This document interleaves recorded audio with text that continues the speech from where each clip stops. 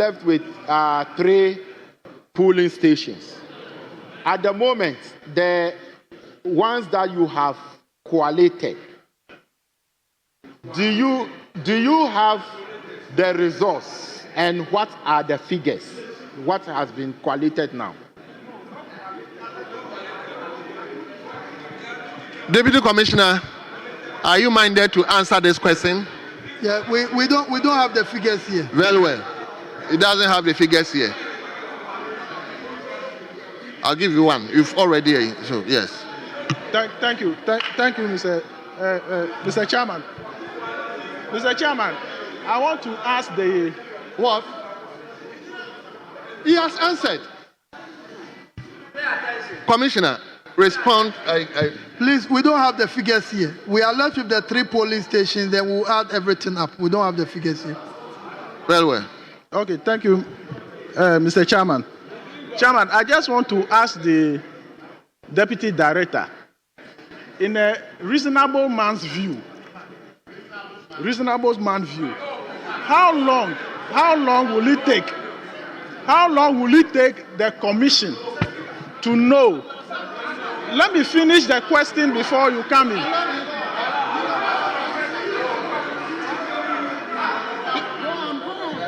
So, Mr. Chairman, I'm asking, in a reasonable man's view, how long will it take the commission to come to terms or to understand that the people of Ablekuma North are not represented in this chamber, and for that matter, waiting for the security agency in that collation to declare the result will go a long way to affect the people of Ablekuma North.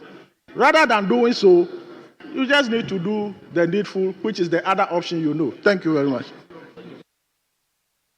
Commissioner. I think on the contrary, we think that the security agents should be able to do their job. And we've had several meetings with them.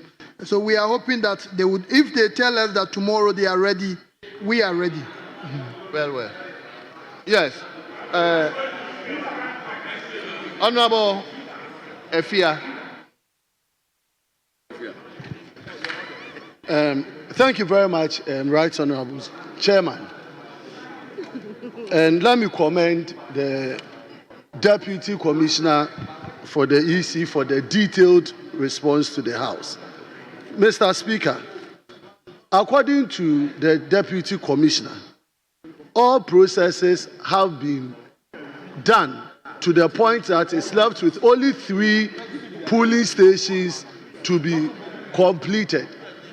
Now, with the issue of security, if they write to the national security, the security task force, and they are unable to give them timelines to help them complete the collation exercise, what have they done in escalating this issue of police assistance to any higher authority beyond the security task force? Have they pegged it above the security task force so that we can get it done?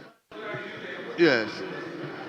We haven't escalated it beyond the police, because in my response I indicated the police said they were getting advice. So we are waiting for them to write to us based on the advice for us to proceed. So we haven't done any escalation.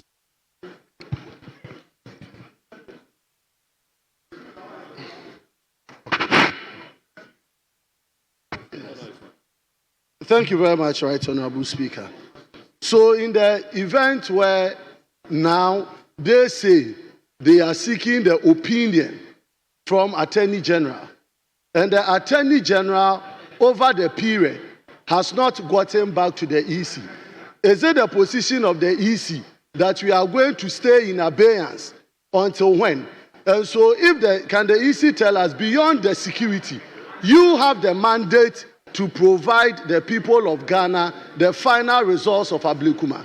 Beyond the security that is not available, what can the EC do, since you have the final figures as at now, to give it to the good people of Ghana? Yes, Commissioner. Mr. Chairman, EC, we report to Parliament. I know until recently the Special Budget Committee, but now we know the Committee on Independent Constitutional Bodies. So we give it some time. If we are not getting any proper feedback, we'll write to the Committee on Independent Constitutional Bodies that this is what is happening. And we know that the police are there to serve all of us. And we believe that the Parliament should be able to invite them to explain why they are not doing what they are supposed to do. Thank you.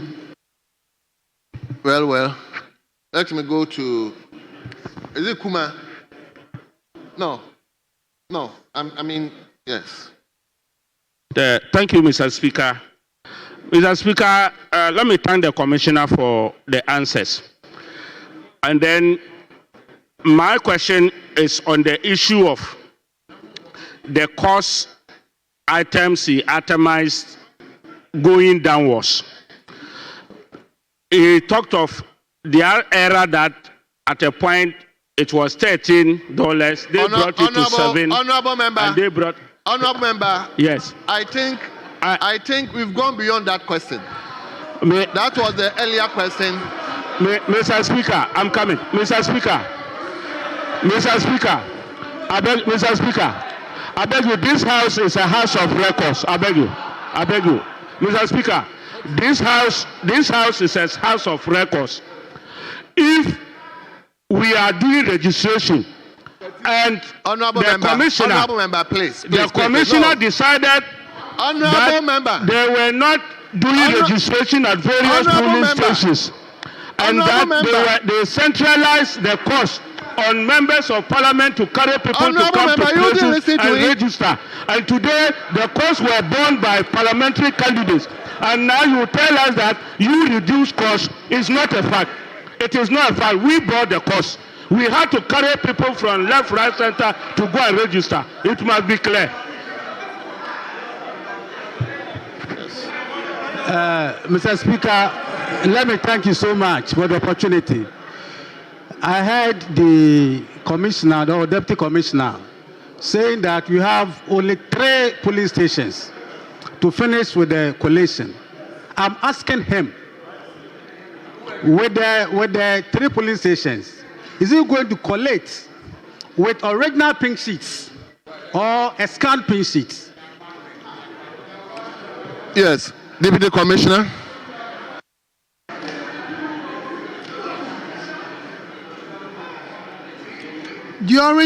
During the last exercise, when four pink sheets were accepted, in that same meeting there were supposed to be 7 in all.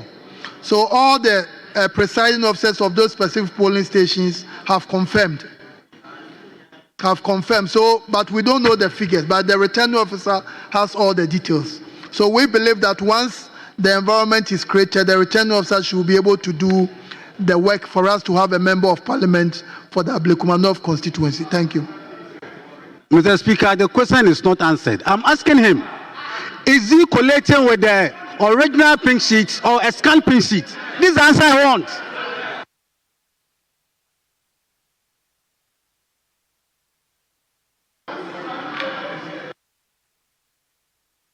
So original or a scanned pink sheet? This is a simple question. For the 3 outstanding, I will not be able to see exactly, because I know some of the presiding officers too came around with a carbon copy. So, but what I can say without any doubt is that there are 3 polling station results that are outstanding. And when they are doing it, they will do it with the agents of the parties. Thank you. I think if I'm going back to the question, the questioner, asked first. Mr. Speaker, so if he's going to collect the rest of the results with a scanned pink sheet, then there's a problem. There's a serious problem.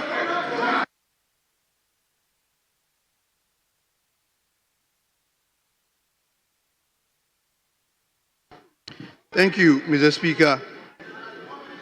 Mr. Speaker, I want to lay a premise where last week, Mr. Speaker, last week the Minister for Interior was here.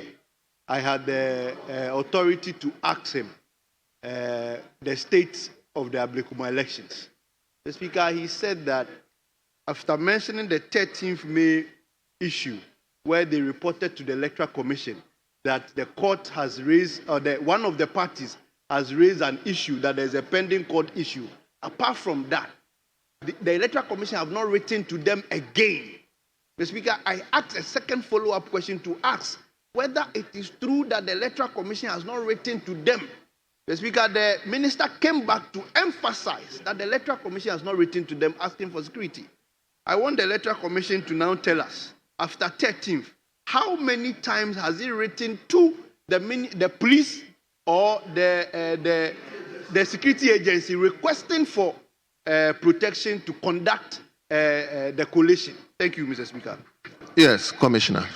If my memory, we wrote another one on the 15th of May. But we have a constant, someone at the police service who is in charge. We engage regularly. So we do that. But in terms of writing, we wrote on the 15th. 15th. Yes. Well. Yes. Yes. So we have somebody, one of the commissioners we engage regularly. Thank you. Let me go to my senior. Thank you very much, Mr. Speaker. Mr. Speaker, sorry, Mr. Chairman. You are saying that you have written to the police to provide several times to provide you with security so that you can go ahead and then declare the results. Now, more than 5 months now, don't you think that you have to consider the idea of reorganizing the elections so that you can go ahead and declare the results for them to get a representation? Are you considering that option of reorganizing fresh elections? Thank you, Mr. Chairman. Please allow him to answer. Please, I beg you. No, that question has been asked, but I will still ask him. I didn't hear that. Respond. For your sake, you will respond again. For emphasis. Mr. Chairman, thank you.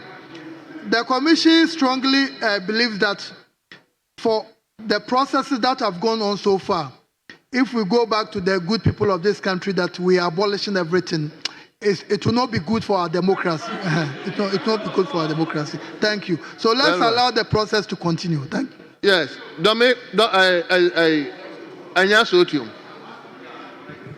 Thank you, Mr. Speaker. I want to ask,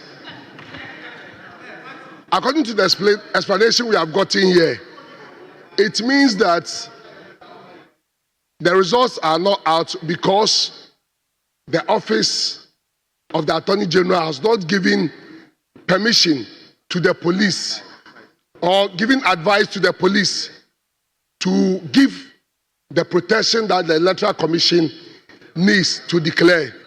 In other words, or is that the case? Or in other words, it means it's the Attorney General's office who is delaying the result. Thank you very much. Yes.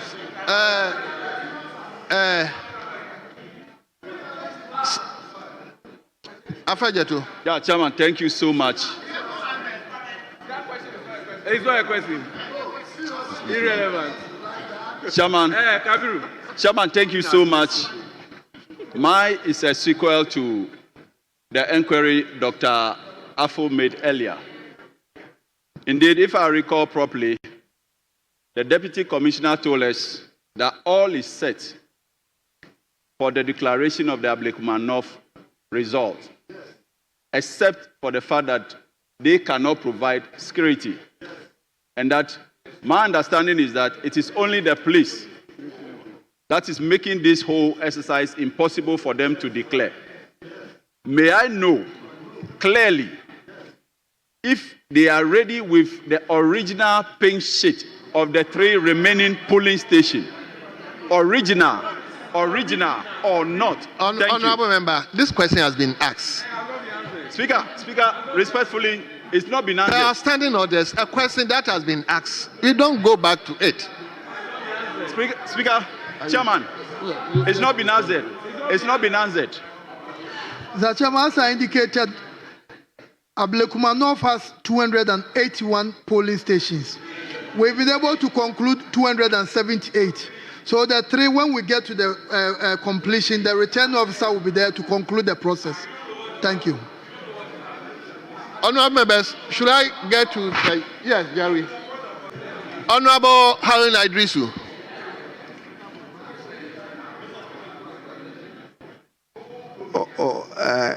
So you pick. Thank you, Mr. Speaker and leaders. Mine is just one of 3 observations, but Mr. Speaker, they will come in a question form before I make my proposition. Mr. Electoral Commissioner, are you aware that declaration of resource is governed by law? Yes, Deputy Commissioner. Yes, please.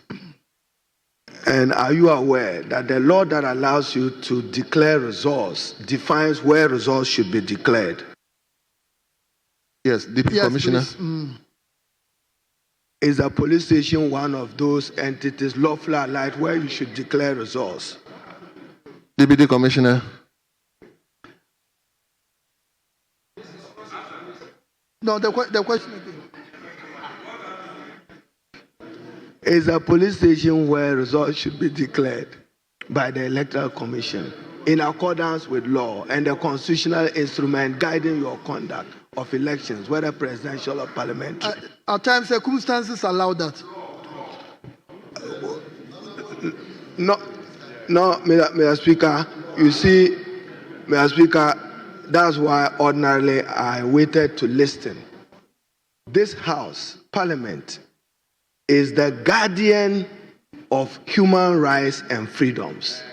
And Parliament is the guardian of fundamental freedoms. And Parliament is the guardian of independent constitutional bodies. And now my observation, so that you understand where I'm coming. Mr. Speaker, let's not take these matters for granted. If you have 276 constituencies of the Republic, you declare results with outstanding 9, and you have the comfort to sleep and wait for 1 or 2 weeks or more to declare the rest. Do you know what will happen to our democracy if you had something akin to 2020? Do you know what will happen to our democracy? That you declare results and you have up to 9 constituencies, regardless. I'm not interested in who won the seat, but you have an independent electoral commission. You are to declare results. And Mr. Speaker, that resource has an implication and consequence on the balance of power. On the balance of power. And the states, whether executive or parliamentary, assuming what would have happened to the country if we were not well behaved, that a certain portion of the population, one is aware that they have no elected representative in parliament, unacceptable. More so, they have to wait more than 30 days, 20 days for the Electoral Commission to do that. Mr. Speaker, it's about their integrity. For me, that's even shameful that today you are coming because Parliament have summoned you. What's the state of integrity of the Commission? That you conduct an election and you want to hold on. Honorable Minister for Education, thank you. I think appropriate time. No? Okay. No worries. Honorable members, it will be you. Honorable members, I have allowed him. So I have allowed him to speak because of his standing. But at least, honorable members, he has already asked 3 questions. He's now advising, and I think the commissioner was brought here to answer questions. Please, at appropriate forum, we will give him the opportunity to do what he's doing. But for now, I think we have done that. So can we now go to the leadership? Okay, let me give former minister for my